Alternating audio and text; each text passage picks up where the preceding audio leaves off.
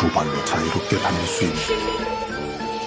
Kisah diawali dengan masa lalu seorang bocil yang sedang main permainan tradisional Korea bernama cumi-cumi, yang kalau di daerah saya ini namanya gala santang gitu. Bocil ini sangat ahli memainkan permainan tersebut dengan teman-temannya, di mana permainan itu dibagi menjadi dua regu. Peraturan di permainan ini cukup mudah, di mana ada regu penjaga dan regu yang tidak menjaga. Nah, yang tidak menjaga itu harus bisa melewati para penjaga tanpa tersentuh ataupun keluar dari garis yang sudah ditentukan. Ya mirip-mirip di daerah kita lah, ini mah ya. Dan film dengan judul Squid Games ini pun dimulai. 아니면 개쌌다. Cerita dimulai dengan penampilan seorang pria yang biasa saja hidupnya. Ia bernama Gi-hun. Setelah ia dipecat dari pekerjaan lamanya, ia menjadi supir sekarang dan tinggal bersama ibunya yang sudah tua. Gi-hun diberikan beberapa uang untuk menghadiahkan anaknya yang hari itu berulang tahun. Jadi si Gi-hun ini udah cerai sama istrinya dan anaknya itu bersama dengan mantan istrinya tersebut. Karena duit yang diberi emaknya tak cukup, Gi-hun meminta duit tambahan lagi dengan memaksa. Merasa tak cukup, Gi-hun dengan kelakuan bangsatnya pun menggeledah lemari untuk mencari kartu ATM emaknya itu, berniat buat mendapatkan uang tambahan.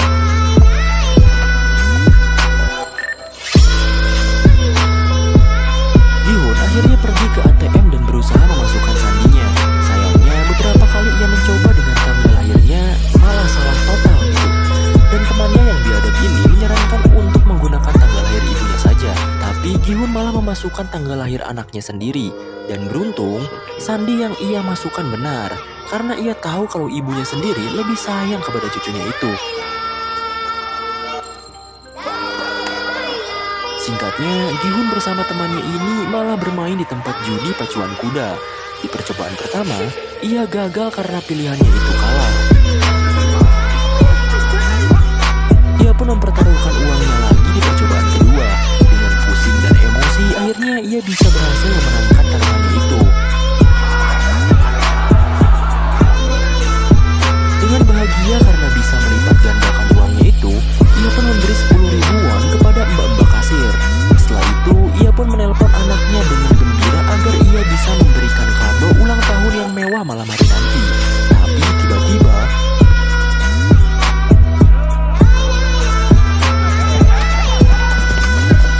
Gi-hun malah bertemu rentenir dan ia kabur terkentut-kentut. Saat ia berlari, ia malah menabrak seorang cewek. Dan akhirnya, ia pun tertangkap oleh rentenir itu. Gi-hun akhirnya dipukuli dan ditagih hutangnya itu. Akhirnya, uang yang ia hasilkan dari judi untuk anaknya itu sebesar 4 juta won ia berikan kepada mereka. Tapi, setelah ia cek sakunya, uangnya telah terjatuh saat ia menabrak si cewek tadi. Dan akhirnya, ia dipukuli sampai termehek-mehek. Si rentenir ini gak mau pusing gitu. Ia memberikan lembaran kertas yang isinya surat perjanjian penyerahan organ atas ganti uang yang ia tak bisa bayar. Terpaksa, ia akhirnya memberikan sidik jarinya. Bahkan parahnya, ia cap perjanjian itu bukan dengan tinta, melainkan dengan darah dari hidungnya yang mengalir. Akhirnya, ia pun balik lagi ke kasir judi itu. Ia meminta 10.000 won yang ia berikan tadi. Emang berhasil kok diminta lagi gitu. Akhirnya, dengan uang sisanya itu, ia memainkan mesin capit boneka untuk hadiah anaknya. Tapi lagi-lagi, ia sama sekali tak beruntung. Beruntung saja, ada seorang bocil pro player yang membantunya untuk mendapatkan hadiah di mesin itu. Dan Gi-hun cukup bahagia memenangkan hadiahnya. Singkatnya, Gi-hun bertemu dengan anaknya. Ia memberikan hadiah mystery box itu dengan sepenuh hati. Tapi saat dibuka, ternyata isinya adalah bedil pemantik api. Karena tak mau mengecewakan anaknya, dia pun berjanji kepadanya bahwa tahun depan Gi-hun akan memberikan hadiah yang spesial. Dan akhirnya, ia pun mengantarkan anaknya itu ke mantan istrinya yang cukup sinis kepada Gi-hun. Saat mau balik ke rumah, Gi-hun malah ketinggalan kereta. Alhasil, ia merenungkan nasib hidupnya yang penuh dengan kesulitan. seorang pria yang tak dikenal pun datang.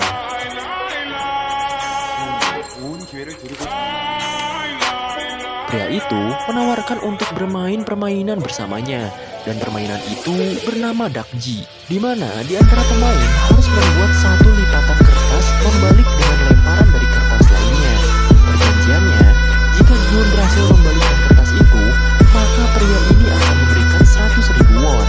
Akhirnya ia pun tertarik untuk bermain. Permainan pun dimulai. Gihun mencoba membanting kertas itu dengan kuat, tapi lagi-lagi ia gagal.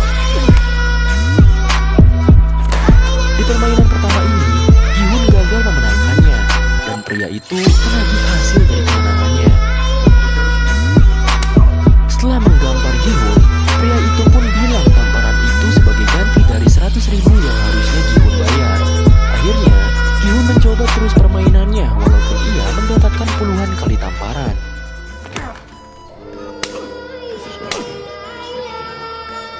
Lalu, ia pun menggunakan 100% kekuatan otak dan lengannya. Akhirnya, Gihun bisa memenangkannya. Ia pun dengan emosi langsung menggampar pria itu. Pria itu akhirnya memberikan 100.000 won karena Gihun berhasil memenangkan gamenya.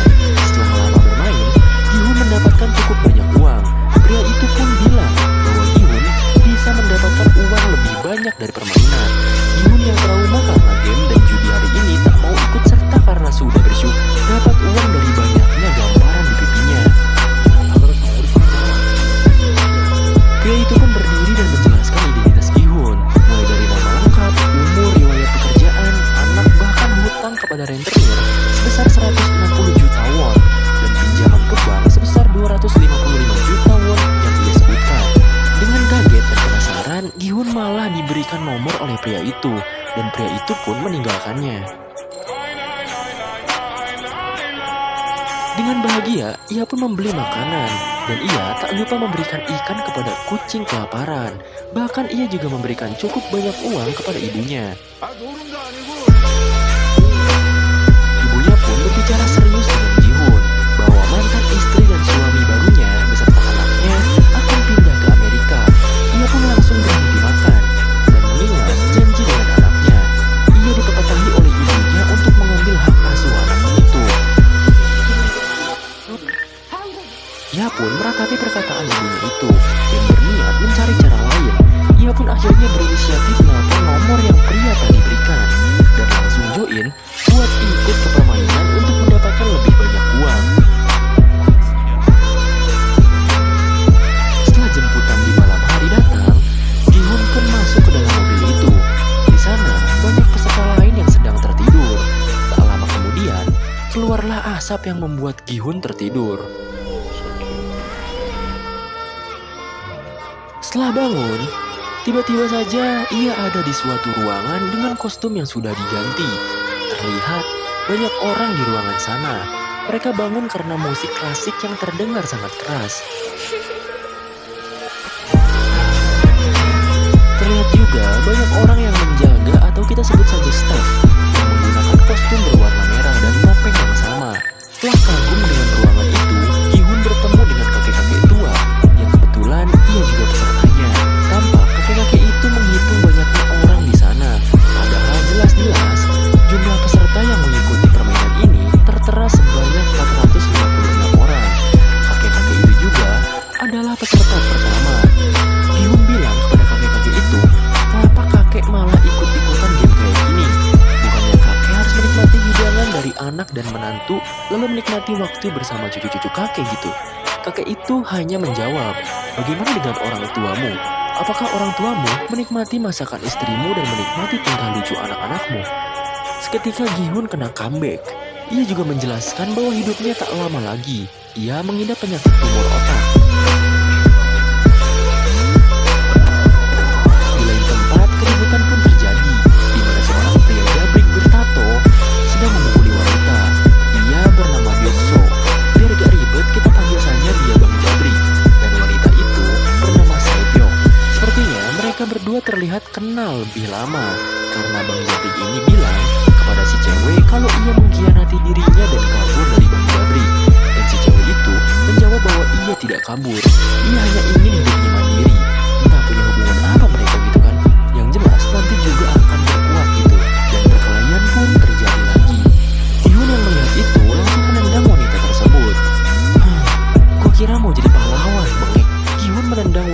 itu dengan alasan wanita itu yang mencopet dirinya saat menabrak di rumah judi kemarin. 쌍문동사는 계획적인 일이다. Bang Jabrik pun bertanya hal serupa, dan saat hendak ribut dengan Gi-hun, tiba-tiba saja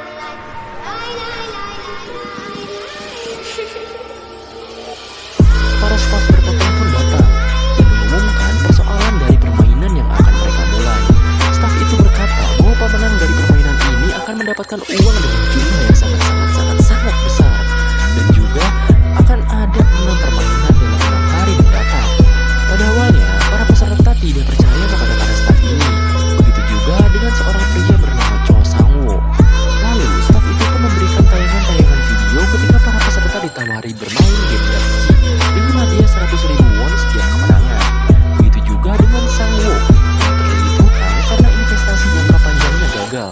Dia juga menggelapkan dana dan memiliki kerugian sebesar 650 juta won. Hal tersebut menjelaskan bahwa semua peserta di sini adalah orang-orang yang berada di ujung tanduk dengan utang yang tak terbayarkan. Lalu, para peserta sendirilah yang memutuskan untuk mengikuti permainan ini tanpa paksaan. Staf pun memberikan pilihan terakhir. Para peserta boleh kembali dan menjalani kehidupan lama atau mengikuti permainan ini. Lalu, permainan selama 6 hari ke depan pun akan dirahasiakan demi keadilan permainan. Ada seorang pria juga bertanya berapa jumlah uang jika mereka menang.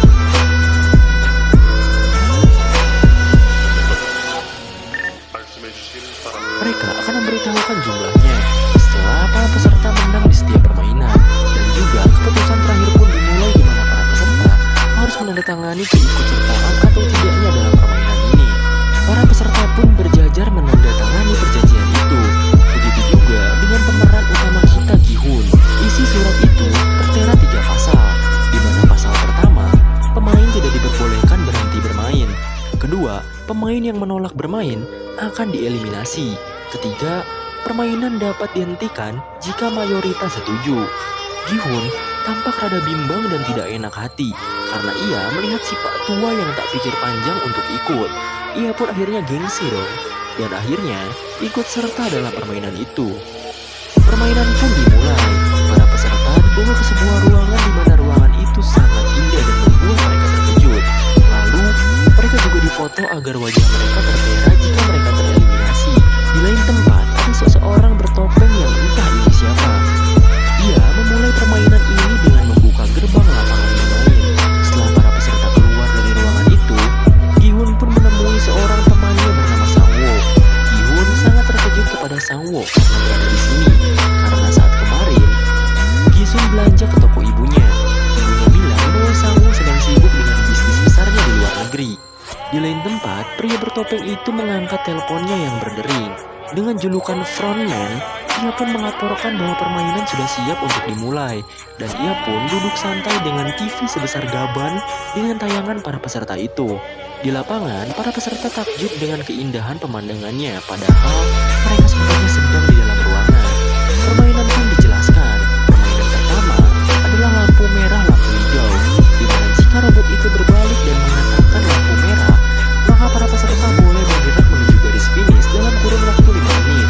Seorang teman Gi-hun pun bilang bahwa permainan ini sering dimainkan ketika kita kecil. Ada 2 orang peserta yang saling rival-rivalan. Mereka taruhan agar cepat-cepat sampai di garis finish dengan 1 juta won. Dan permainan pun dimulai dengan cepat. Si rambut kuning pun berlari paling depan. Karena ia masih bergerak ketika robot itu berbalik, maka ia pun langsung jatuh tersungkur. Robot itu pun mulai membelakangi. Perlahan-lahan, para peserta mulai bergerak menuju finish. Teman si rambut kuning malah ngata-ngatain kepada temannya yang sudah tereliminasi. Temannya pun mengeluarkan darah dari mulutnya dan membuat ia panik. Alhasil, ia pun tertembak dan mati. Darah yang muncrat ke wajah seorang wanita membuat histeris pemain lain. Dan akhirnya, mereka semua pun panik dan berlari menuju gerbang kembali. Tapi selama mereka bergerak, mereka akan ditembaki oleh robot itu. Jumlah pemain berkurang sangat pesat. Mereka tak tahu kalau tereliminasi mereka akan dibunuh. Di sisi lain, pria bertopeng bernama Front sedang asik minum sambil menyaksikan serunya permainan yang bagaikan pembantaian ini. Akhirnya, permainan pun kembali dimulai dengan sisa pemain sang kakek yang berjalan langkah demi langkah dengan santai. Pemain lain pun mulai bergerak maju kembali. Kesialan malah terjadi kepada Gi-hun. Setengah tubuhnya tertindih oleh jasad pemain lain yang membuat ia kehilangan banyak waktu. Sang Mo menyarankan untuk berjalan di balik badan orang lain agar mengurangi resiko pendeteksian dari robot itu. Dan Gi-hun mulai berusaha berdiri lagi. Sedangkan Bang Jabrik mengetahui ada seseorang yang berlindung di belakangnya. Wanita itu adalah Sae-byeok. Ia pun mengancam Bang Jabrik untuk tidak macam-macam. Jika tidak, ia akan menggerakkan kepalanya saat robot itu sedang mendeteksi. Di sisi lain, orang yang dijadikan Gi-hun berlindung tertembak. Saat ia hendak berlari, seorang pria yang tak mati saat dibegil pun malah meminta tolong pada Gi-hun. Dan ia kehabisan banyak waktu karena orang itu. Gi-hun melihat waktu yang tinggal 1 menitan. Ia pun tak memperdulikan pria itu dan terus bergerak maju untuk mencapai finish. Di lain tempat, si frontman malah nyalain lagu jazz sambil nontonin mereka. Lagu ini membuat vibes pembunuhan di film ini berbeda. Satu persatu dari mereka tertembak. Dengan perjuangan yang sangat sedan, mereka pun berusaha terus berlari saat robot itu berbalik. Dan beberapa dari mereka pun berhasil mencapai garis finish. Si kakek, Bang Jabrik, Sae-byeok, bahkan Sang Wo sendiri, terkecuali pemeran utama kita. Waktu tinggal 20 detik lagi, Gi-hun malah mengalami masalah. Hampir saja ia jatuh saat robot itu mendeteksi. Ia pun dibantu oleh seseorang pria yang baik hati. Dengan terburu-buru karena waktu, Gi-hun dan pria yang menyelamatkannya pun berlari dan melompat ke garis finish. Beruntung, ia bisa selamat dari permainan pertama ini. Karena waktu sudah habis, beberapa orang yang tersisa akhirnya dieliminasi dan langsung pergi ke